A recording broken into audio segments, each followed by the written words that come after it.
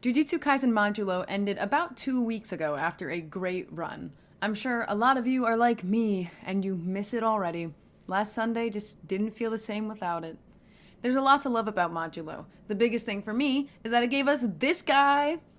I love this guy. I made a video about 4 months ago covering chapter 1 through 10, focusing specifically on the character Cross. The TLDR of that is that it highlights his journey and how our perspective of him changes over time. How he goes from very cold and calculated seeming at the beginning, and through chapter 10 you realize that he's really not a bad guy. He's not evil or anything of the sorts.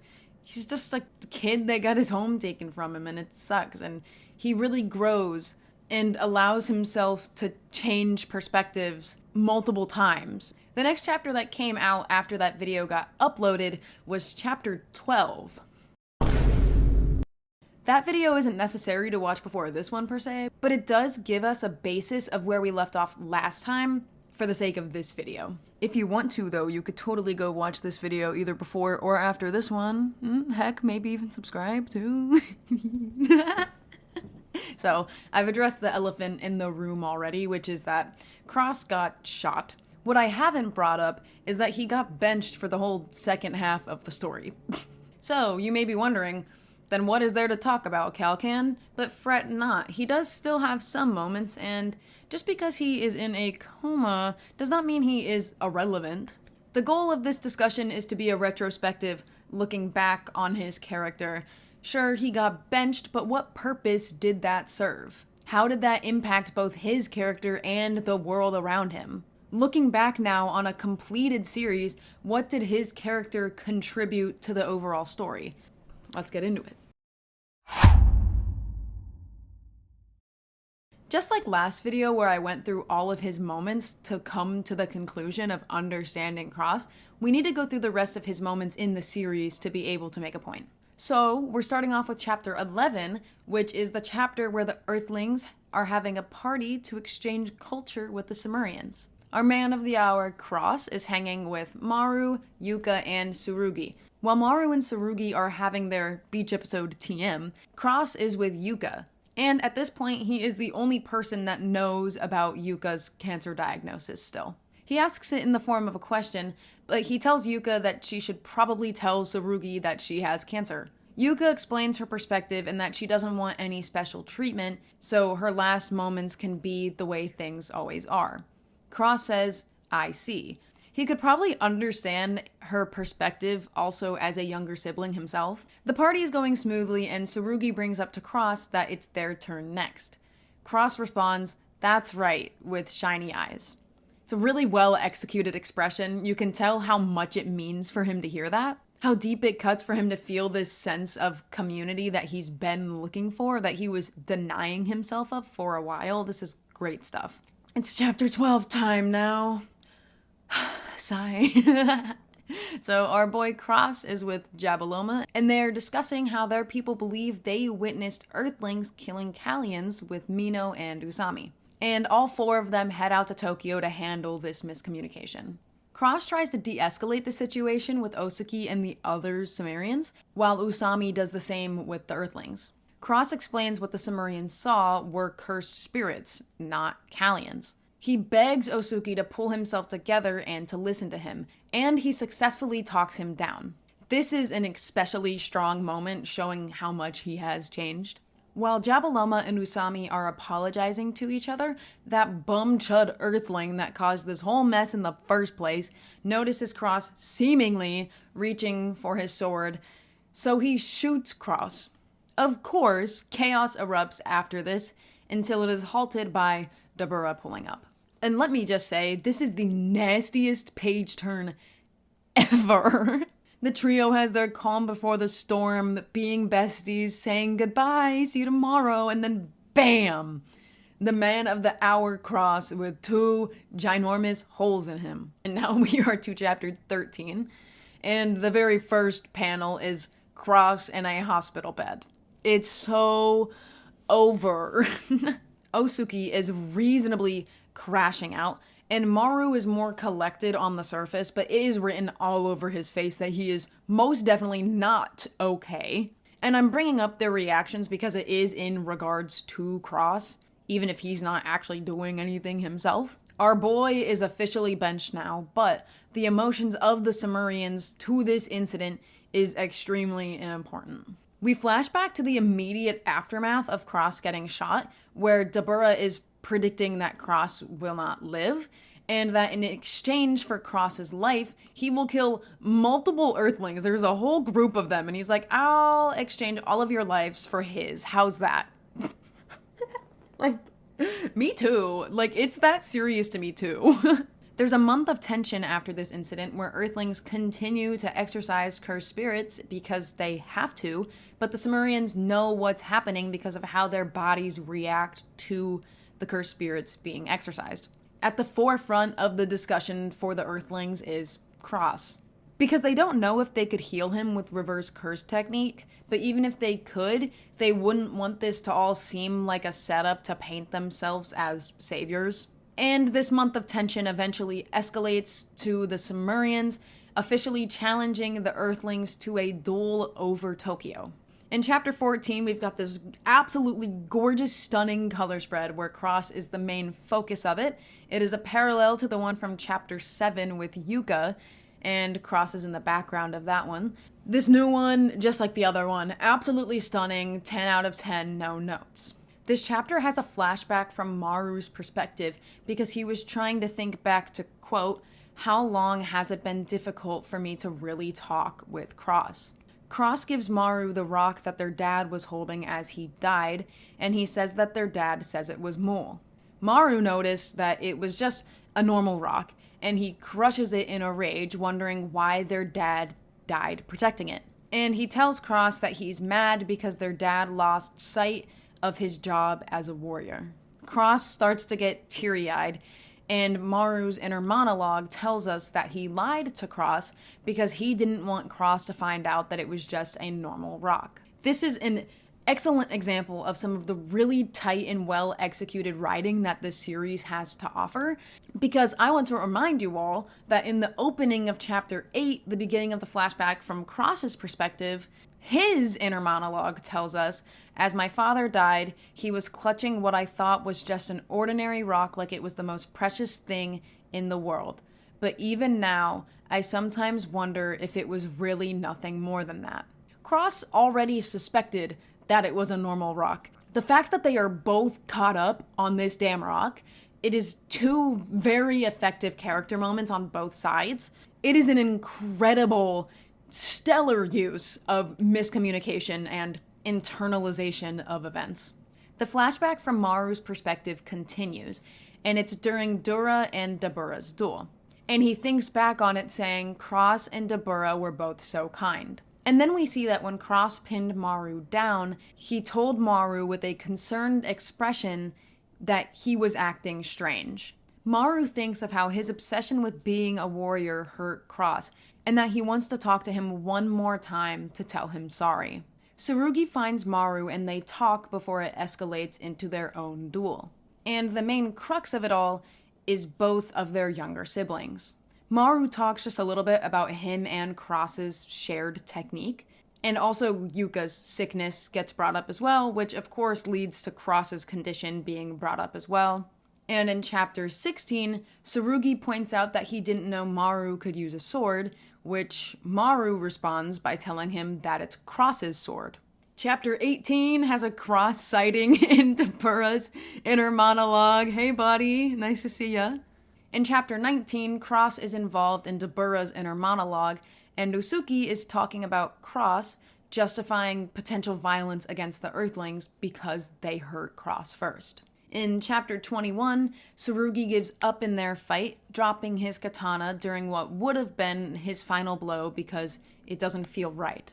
Maru mentions that Tsurugi was fighting for Yuka, but Tsurugi says he doesn't know anymore. Maru has a beautiful monologue that ends with, I don't know anything anymore either. Cross, Yuka, somebody. In a moment of desperation and confusion, of course, Maru was thinking of his brother. In chapter 23, Maru heals Cross, yippee, woo! And he also heals Yuka and Tsurugi. And in the exorcism of all of the cursed spirits, the ritual of harmony, the four of them hold hands and they do it together! The power of friendship! Yippee! In chapter 24, Cross is up in Adam and he sees all of the orbs left from the ritual of harmony, and his third eye is leaking, but he's still mogging. What about it? And also, this shot looks kind of familiar, if you ask me, a little intentional. Peak cinema. Maru and Cross talk about the side effects of Maru's ritual of harmony in relation to the Kallians to all of the Sumerians. So, yay, Cross. It's nice to see him up and at 'em, communicating, doing his thing. Chapter 25, aka the final chapter, woo, opens with all of the Sumerians voting to continue to live in harmony and in unison with the Kallians, even if the Kallians may attack them in the future. Of course, our boy Cross is present and involved. Afterward, alongside Maru, he explains the whole thing to Tsurugi and Yuka as the four of them walk together.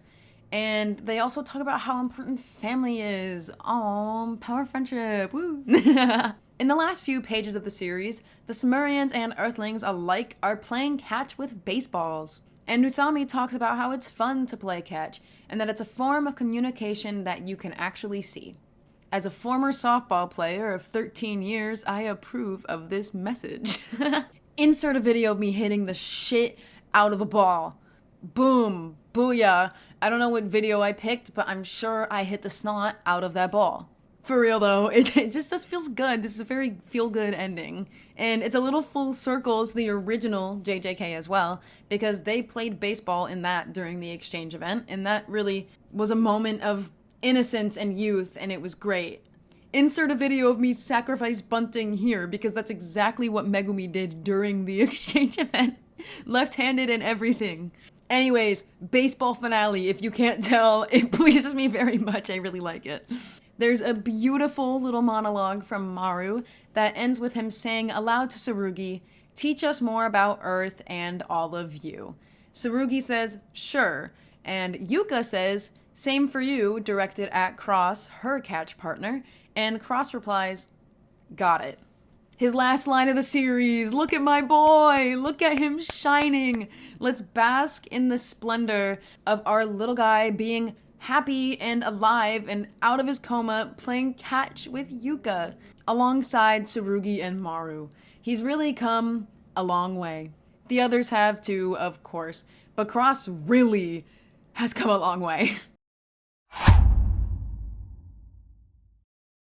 Cross really has changed so much, which of course I talk about in extensive detail in my other Cross video. But that point is even stronger now, as we've gotten to spend more time with his developed character, even if he was down for the count for a lot of it. But that's the thing. He was in a coma for almost the whole second half of the series. But why was he in the coma? The why is very important. He got shot and put in a coma because he de-escalated a situation to prevent a full-scale conflict, which he would have done successfully if it wasn't for that dumb-ass, my number one op, that chud-ah Earthling. This moment for Cross is very, very strong, though, because at the beginning of the series, Cross never would have done something like this. In fact, he probably would have done the opposite. In Chapter 6, he almost allows Maru to be a trigger for the war because he sees it as inevitable. The domino effect that happens from Cross being in a coma is equally as important as the why he was in a coma for his character development specifically. For all of the other characters, though, the Jujutsu Earthlings and the Sumerians, the domino effect is really what impacts them. Because in retrospect, even though Cross is out of the equation, is he really? Cross being shot by an Earthling, that incident is what created tension so high that it led to the duel a month later. Well, I guess you could call that a joint slay on Cross and Usuki's behalf. They might be equally responsible for that a little bit. And that isn't me blaming them. The blame is all on that bum chud Earthling. But you know what I mean. Cross's relevance even in his condition is important because of that domino effect that I was just talking about, but also because of the impact that Cross's condition has on Maru. Cross is rent-free in Maru's brain, as he should. That's his younger twin brother. The condition Cross is in is Maru's whole driving motivation. It's what gives him the strength and the anger, especially, to fight. I would go as far as to say that I think Cross haunts the narrative a little bit, which sounds like a crazy thing to say because the series is only 25 chapters long and he's only gone for 11 of those chapters. But in those 11 chapters that he's gone, he does have an influence on the plot and the characters' motivations greatly. Looking back on it now, Cross had a crazy impact on all of the events overall. And on a subjective level, I think he added so much to the story. Not just his actual narrative importance objectively, but just his presence and writing, I think, is so insanely good. And perhaps a little underappreciated, I think. But I guess that's why I'm here, huh? Cross, buddy, you have moved mountains. You brought truly beautiful character progression to a short series. Thank you, Cross. I love you, baby. I love you. And that's it. That's the retrospective. It was really fun and interesting to step back and look at Cross's character as a whole, since he's a complete character now that the series is over. It was really cool to look at him from that perspective this time around, since last time there was only 11 chapters out by the time that video came out. Still, just like last time, if it's not obvious, Cross still remains my favorite character in JJK Modulo. I must say, though, that Dabura is a strong second place. He's fucking awesome. I want to pry your guys' brains a little bit, so comment down below, what are your thoughts on the Modulo finale? Not just the last chapter, but the last few.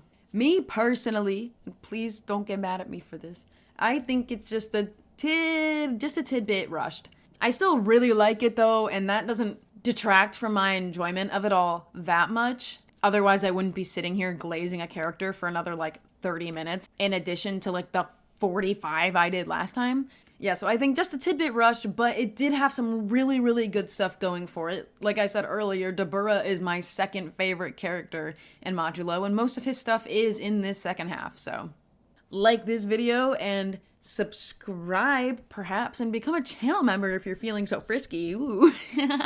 I make Kagurabachi videos every single week, so if you like Kagurabachi but you don't watch me, but you watch this video, then what are you doing? Fix that right now. You've got a whole stock of Kagurabachi videos to watch. Or if you don't read Kagurabachi, then subscribe, go read Kagurabachi, then you'll have a whole stock of Kagurabachi videos to watch too. Or even if you don't want to read Kagurabachi, which is lame, boo. But if you don't want to read Kagurabachi, you don't like it, whatever. Keep your eyes peeled though, subscribe perhaps, because I do have a few other Jujutsu Kaisen videos planned, 2 long form ones, one especially very, very, very long video I have planned. I'm low-key dreading it, but I'm also excited about it. So keep your eyes peeled. I've got some things planned. Thank you so much for watching, and bye-bye. And you know we've gotta address the nations. Dabura Nation, goated. Holy shit. Who else do I want to talk? Yuji Nation. Our boy's back. Megumi Nation, I'm so sorry, and that includes me too. So pat myself on the back, girl. Oh my goodness. I love you, Megumi. Cross Nation, here we go. Goated, you know what's up. All of the honey in the world for you and Cross. Divvy it up, spread the love. Yeah, Cross Nation. Mwah.